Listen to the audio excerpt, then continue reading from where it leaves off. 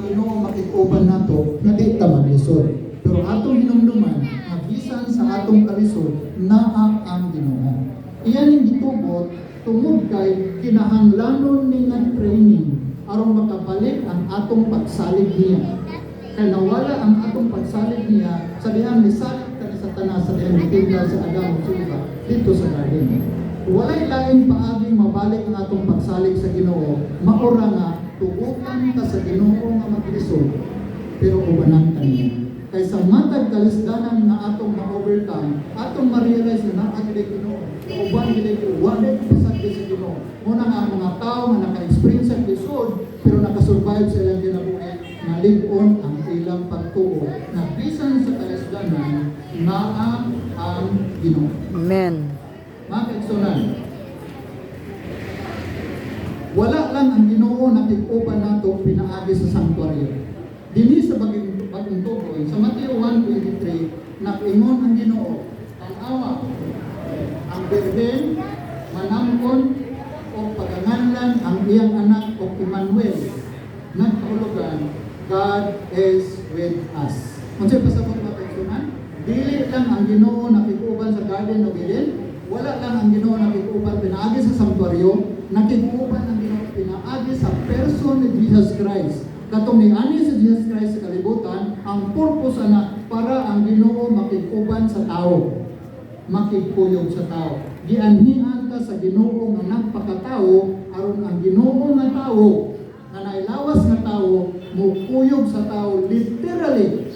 He is with us. He dwell among us. Ingon pa sa John 1:1 o John 1:14, in the beginning was the Word, si Jesus Christ na, and the Word was with God, si Jesus Christ na, and the Word is God. Was Si God. Jesus Christ na. Verse 14, and the Word become human, si Jesus Christ na, para makikuban nato. I-illustrate ni Jesus Christ sa dihang nabagyuhan sila sa Sea of Galilee, na natulog na siya sa bangka, nataranta ang mga disciples. Gusto niya tudluan sila leksyon na dapat dili mo mabalaka kung ako, kung ang Ginoo na ang kauban nato. Dili lang si Jesus Christ nakikuban nato katong dinhi siya literally nga nagpakatao. 2 Corinthians 6:16 nagsulti na si Ginoong Hesukristo niya kauban nato sa atong Kristohanong kinabuhi. Niya sa dili lang nato makita apan ang lang sa nagsulti, I will dwell in them and walk among them, and I will be their God and they shall be my people. Karon sa atong kapanahonan. So mga kaigsunan, dili lang ang Ginoo makikuban nato, nakikuban sa tao sa Eden, sa sanctuaryo, sa panahon sa Christian era, pero bisan pa man sa bagong langit o bagong yuta. Ingon ang Revelation 21, ang Ginoo makikuban nato dito sa bagong langit o bagong yuta o siya magpuyo kauban sa tao. So tungod kay ang Ginoo nag-uban man nato, dili ta dapat magrata. God is good. All the time. God is with us. God is. Amen. Amen.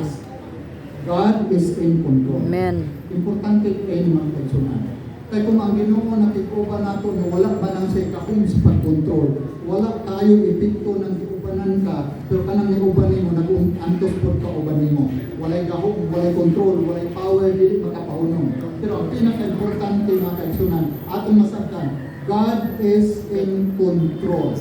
Para dili ka masina sa dautan, para dili ka mabackslide, para dili ka manginong ATS later on, kaya tag-asa man ang Ginoo sa akong kalisdanan. Atong hinumduman, God is in control. Ang atong problema mga kaigsunan, dili lang yun tatahunan.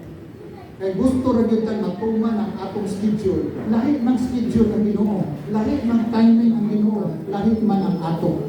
Muna nga, stand still and let God move. Stand still, ingon si Moses, and see the salvation of God. Revelation 21 verse 4, God will wipe away every tear in our eyes. He is in control. dili man lang niya literal iyang pahiran, ang pasabutan ni wala ko niya ang kasakitan, ano di na ito makahinak. Diba? Wala ko niya ng kasakitan na atong giantos ron, injustisya na atong giantos ron, aron dili na ito makahinak.